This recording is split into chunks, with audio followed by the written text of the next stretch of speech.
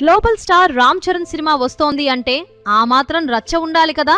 అసలు ఈ పెద్ద ట్రైలర్ చూశాక సోషల్ మీడియాలో జరుగుతున్న రచ్చ చూస్తుంటే బాక్స్ ఆఫీస్ దగ్గర దండయాత్ర గ్యారంటీ అనిపిస్తోంది.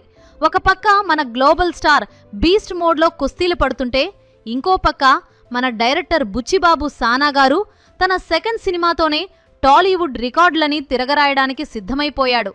అసలు ఈ ట్రైలర్లో అంతేముంది? మన ప్రొడ్యూసర్ నాగవంశీ గారు చరణ్ బాబుని విరాట్ కోహ్లీతో ఎందుకు పోల్చారు?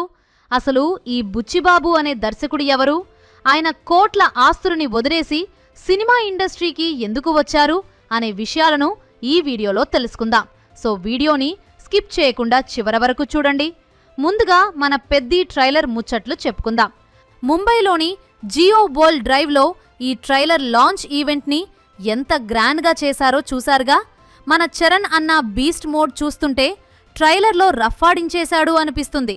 మన నిర్మాత నాగవంశీ గారు ఒక అడుగు ముందుకేసి ఈ సినిమా చూశాక చరణ్ని విరాట్ కోహ్లీతో పోల్చేశారు. కోహ్లీ క్రికెట్ ఆడడం అందరూ చూశారు, కానీ అదే కోహ్లీ కుస్తీ పడితే ఎలా ఉంటుందో మన పెద్దిరాజు అలా ఉంటాడట. అంటే మన చరణ్ అన్న ఈ సినిమాలో క్రికెట్ ఆడుతున్నాడా లేక కుస్తీ పడుతున్నాడా అని కంగారు పడకండి, రెండూ చేస్తున్నాడు. 1980ల నాటి ఉత్తరాంధ్ర గ్రామీణ నేపథ్యంలో సాగే ఈ కథలో చరణ్ ఒక బెల్లం ఫ్యాక్టరీలో పనిచేసే కుర్రారుగా కనిపిస్తాడు. ట్రైలర్లో విజువల్స్ చూస్తుంటే మనల్ని ఆ కాలంలోకి తీసుకెళ్లిపోవడం ఖాయమనిపిస్తోంది. ఇక మన మెగాస్టార్ చిరంజీవి గారు ఊరుకుంటారా? ఆయన స్టైల్లోనే ఒక డైలాగ్ లీక్ చేసేశారు. మీరందరూ నేను ఆరానని అనుకుంటున్నారు, నేను పోరారాను సార్ అంటూ చరణ్ చెప్పే డైలాగ్ థియేటర్లలో ఈరలు వేయించడం గ్యారంటీ అని ఆయన సర్టిఫికేట్ ఇచ్చేశారు. అయితే ఇక్కడ ఒక కామెడీ ఏంటంటే ఈ ట్రైలర్లో చరణ్ అన్న లుక్ కోసం, ఆ ఫిజిక్ కోసం పడ్డ కష్టం చూసి చిరంజీవి గారు కూడా సెట్స్లో ఉండలేకపోయారట. కుస్తీ పోటీల షూటింగ్ ఎండలో జరుగుతుంటే చరణ్ పడుతున్న శ్రమను చూసి ఆయన గంటన్నరకే అక్కడ్నుంచి వెళ్ళిపోయారట. మనమేమో ఏసీ రూంలో కూర్చుని ఏంటన్నా అప్డేట్ ఇవ్వరు అని ట్వీట్లు చేస్తాం, కానీ పాపం అక్కడ వాళ్ళు మట్టిలో కుస్తీ పడుతూ చెమటలు చిందుస్తున్నారు. ఈ సినిమాలో చరణ్ పాత్ర కేవలం ఊహ కాదట. దర్శకుడు బుచ్చిబాబు గారి సొంత ఊరైన కొత్తపల్లిలో పెద్దిరాజు అనే ఒక నిజమైన వ్యక్తి స్ఫూర్తితో ఈ పాత్రను రాసుకున్నారట. ఆ పెద్దిరాజు అనే కుర్రాడు దినసరి కూలీగా పనిచేస్తూనే క్రికెట్ మరియు బాస్కెట్బాల్లో అద్భుతమైన ప్రతిభ చూపేవారట. ఆయన ఆట చూడడానికి జనాలు డబ్బులిచ్చి మరీ మ్యాచ్లు ఆడించేవారట. అలాంటి ఒక మట్టిలో పుట్టిన మాణిక్యం కథను ఇప్పుడు గ్లోబల్ స్టార్తో 350 కోట్ల బడ్జెట్తో తీస్తున్నారంటే మన బుచ్చిబాబు గారి కాన్ఫిడెన్స్కి హాట్స్ ఆఫ్ చెప్పాలి. ఇక ఈ సినిమాలో మిగతా హడావుడి గురించి చెప్పాలి అంటే మన అచ్చమ్మగా జాన్వీ కపూర్ దేశీ లుక్లో అదిరిపోయింది. నిజానికి బుచ్చిబాబు గారు మొదట ఈ పాత్ర కోసం జాన్వీ చెల్లెలు ఖుషీ కపూర్ని అనుకున్నారట. కానీ ఆమెను చూడగానే ఈమె చాలా చిన్నపిల్లలా ఉంది, అచ్చమ్మ పాత్రకు సెట్ అవ్వదు అని రిజెక్ట్ చేసేశారట. పాపం ఆ మాట జాన్వీకి చెప్పడానికి కూడా ఆయన చాలా ఫీల్ అయ్యారట. మరి జాన్వీని చూడగానే నువ్వేనా అచ్చమ్మ అని ఫిక్స్ అయిపోయారట. 1982 ఫిబ్రవరి 15న కాకినాడలోని కొత్తపల్లిలో బుచ్చిబాబు జన్మించాడు. తాత బుచ్చిరాయుడు ఇతను పుట్టగానే చనిపోవడంతో ఆయన పేరు కలిసి వచ్చేలా తల్లిదండ్రులు బుచ్చిబాబు అని పేరు పెట్టారు. బుచ్చిబాబు పూర్తి పేరు బుచ్చిబాబు సన. అతని తర్వాత వాళ్ళకి ఇంకో అమ్మాయి పుట్టింది. బుచ్చిబాబు వల్ల అమ్మకు సినిమాలంటే చాలా ఇష్టం. అప్పట్లో వచ్చిన ప్రతి సినిమా వదలకుండా చూసేది. కానీ పిల్లలు పుట్టిన తర్వాత ఆవిడ సినిమాలు చూడటం తగ్గించేసింది. ఆవిడకున్న ఆ సినిమా ఇష్టమే బుచ్చిబాబుకి కూడా వచ్చింది. తమ ఇంటికి దగ్గరలోనే ఉన్న సముద్రాన్ని మేడ మీద నుండి చూస్తూ టైం స్పెండ్ చేయడం బుచ్చిబాబుకు చిన్నప్పటి నుండి అలవాటు. కూర్చొని తిన్నా తరగని ఆస్తి బుచ్చిబాబు కుటుంబానికి ఉంది. బుచ్చిబాబు తన స్కూలింగ్ ని కొత్తపల్లిలోనే ఉన్న జెడ్పీ హై స్కూల్లో చదివాడు. ఆ తర్వాత ఇంటర్ చదవడానికని కాకినాడలో ఉన్న ఆదిత్య జూనియర్ కాలేజ్ లో జాయిన్ అయ్యాడు. అక్కడి బుచ్చిబాబుకి మన బ్లాక్ బస్టర్ డైరెక్టర్ సుకుమార్ గారు పరిచయం అయ్యారు. అప్పుడు ఆయన అక్కడ మ్యాథ్స్ లెక్చరర్ గా పనిచేస్తూ ఉండేవారు. గట్టిగా మాట్లాడుతూ క్లాస్ చెప్పే సుకుమార్ గారిని చూసి బుచ్చిబాబు మొదట్లో భయపడ్డాడు. అక్కడ కూడా బుచ్చిబాబు తన ఫ్రెండ్స్ తో కలిసి క్లాస్ ఎగ్గొట్టి సినిమాలకు వెళ్లేవాడు. అయితే ఒకరోజు అది గమనించి గమనించిన సుకుమార్ గారు బుచ్చిబాబు అండ్ తన ఫ్రెండ్స్ ని పిలిచి నా క్లాస్ అయిపోయాక మీరు సినిమాలకు వెళ్ళండ్రా అని చెప్పి సినిమా టికెట్ కి 50 రూపాయలు ఇచ్చారు. దాంతో బుచ్చిబాబుకి సుకుమార్ గారి మీద రెస్పెక్ట్ బాగా పెరిగిపోయింది. అలా చాలా తక్కువ టైంలోనే బుచ్చిబాబు సుకుమార్ గారి ఫేవరెట్ స్టూడెంట్ అయిపోయాడు. ఒక రోజు కాలేజీకి కొంచెం దూరంలోనే కొన్ని గుడిసెలు కాలిపోతుంటే అందరూ చూస్తూ ఉండిపోయారు. కానీ సుకుమార్ గారు మాత్రం 5వ ఫ్లోర్ నుండి రెగెత్తుకుంటూ వచ్చి మరి ఫైర్ ఇంజిన్ వాళ్ళకి కాల్ చేశారు. దాంతో బుచ్చిబాబుకి సుకుమార్ గారి మీద ఇష్టం, గౌరవం రెండు పెరిగాయి. సుకుమార్ గారు బుచ్చిబాబు ఇంటర్ చేసిన 2 సంవత్సరాలు అక్కడే పనిచేసి సినిమాల మీద ఇష్టంతో ఆ ఉద్యోగాన్ని మానేసి హైదరాబాద్ వెళ్లిపోయారు. బుచ్చిబాబు తన ఇంటర్ కంప్లీట్ అయ్యాక చైతన్య డిగ్రీ కాలేజ్ లో బీఎస్సీ కంప్యూటర్స్ లో జాయిన్ అయ్యాడు. సుకుమార్ గారు ఎప్పుడైతే సినిమాల్లోకి వెళ్లి అక్కడ ట్రై చేయడం మొదలు పెట్టారో అప్పటి నుండి బుచ్చిబాబు మనసు కూడా మారిపోయింది. దాంతో డిగ్రీ చదువుతున్న ఆ 3 సంవత్సరాలు బుచ్చిబాబు చదువుల మీద అంతగా శ్రద్ధ చూపలేక వచ్చిన ప్రతి సినిమా వదలకుండా చూసేవాడు. అలా 2004లో తన గురువు సుకుమార్ గారు తీసిన ఆర్య సినిమా విడుదలైంది. అప్పుడు బుచ్చిబాబు డిగ్రీ ఫైనల్ ఇయర్ చదువుతున్నాడు. అప్పటిదాకా సినిమాలు చూస్తూ వచ్చిన బుచ్చిబాబుకి ఆర్య సినిమా చూశాక సుకుమార్ గారిలాగా డైరెక్టర్ అవ్వాలని నిర్ణయించుకొని డిగ్రీ పూర్తి అవ్వగానే హైదరాబాద్ వెళ్లాలని నిర్ణయించుకున్నాడు. కానీ అప్పటికే ఇంట్లో వాళ్ళు బుచ్చిబాబుని ఇంకా పై చదువులు చదవమని చెప్పడంతో వాళ్లకు సినిమాల్లోకి వెళ్లాలనే విషయాన్ని చెప్పలేక ఎంబీఏ చదవడానికి హైదరాబాద్ వెళ్తానని తెలిపాడు. దానికి ఇంట్లో వాళ్ళు ఒప్పుకోవడంతో బుచ్చిబాబు ఐసెట్ ఎగ్జామ్ పాస్ అయి హైదరాబాద్ లోని ప్రగతి విద్యాలయంలో సీట్ రావడంతో హైదరాబాద్ వచ్చేశాడు. వచ్చిందే పనిగా సుకుమార్ గారిని కలవాలని ట్రై చేసి ఎట్టకేలకు ఒక రోజు కలిశాడు. అప్పుడు సుకుమార్ గారు హీరో రామ్ తో చేయబోతున్న జగడం మూవీ ప్రీ ప్రొడక్షన్ పనులో బిజీగా ఉన్నారు. అయితే చాలా కాలం తర్వాత బుచ్చిబాబుని చూసిన సుకుమార్ గారు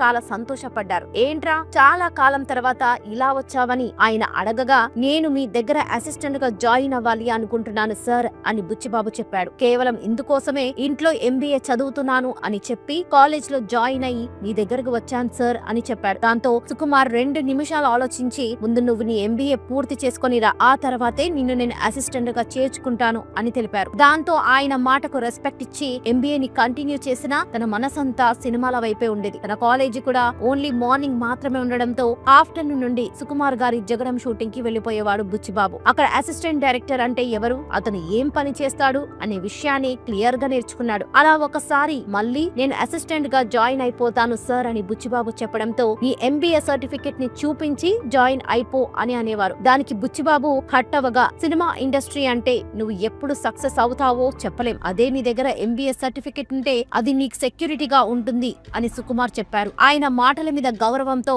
సినిమా మీద ఇష్టంతో 2008లో బుచ్చిబాబు కష్టపడి తన ఎంబీఏని పూర్తి చేశాడు. ఆ సమయంలో సుకుమార్ గారు ఆర్య 2 సినిమాతో బిజీగా ఉన్నారు. అప్పుడు తన ఎంబీఏ సర్టిఫికెట్ తో సుకుమార్ గారి దగ్గరికి వెళ్లిన బుచ్చిబాబుని చూసి సుకుమార్ గారు చాలా సంతోషించి ఆ సినిమాకు అసిస్టెంట్ గా మొదటి అవకాశం ఇచ్చారు. ఆ షూటింగ్ టైంలో ఇంట్లో వాళ్ళు ఏమంటారో అని భయపడుతున్న బుచ్చిబాబుని చూసి సుకుమార్ గారే స్వయంగా బుచ్చిబాబు పేరెంట్స్ తో మాట్లాడి వాళ్లకు నచ్చజెప్పారు. ఆ తర్వాత నుండి సుకుమార్ గారు చేసిన 100% లవ్, 1 నేనొక్కడినే, కుమారి 21F, నాన్నకు ప్రేమతో, రంగస్థలం సినిమాలకు ఆయన అల్లు అర్జున్ తో చేసిన ఐ యామ్ దట్ చేంజ్ అనే షార్ట్ ఫిల్మ్ కి కూడా బుచ్చిబాబు అసిస్టెంట్ గా అసోసియేట్ గా పనిచేశాడు. బుచ్చిబాబు తనకు కేవలం అసిస్టెంట్ గానే కాకుండా స్టోరీ డిస్కషన్ లోను డైలాగ్స్ రాయడంలోనూ హెల్ప్ చేసేవాడని సుకుమార్ గారే స్వయంగా ఒక ఇంటర్వ్యూలో తెలిపారు. అలా కుమారి 21F, నాన్నకు ప్రేమతో సినిమాలకు డైలాగ్స్ లో హెల్ప్ చేసి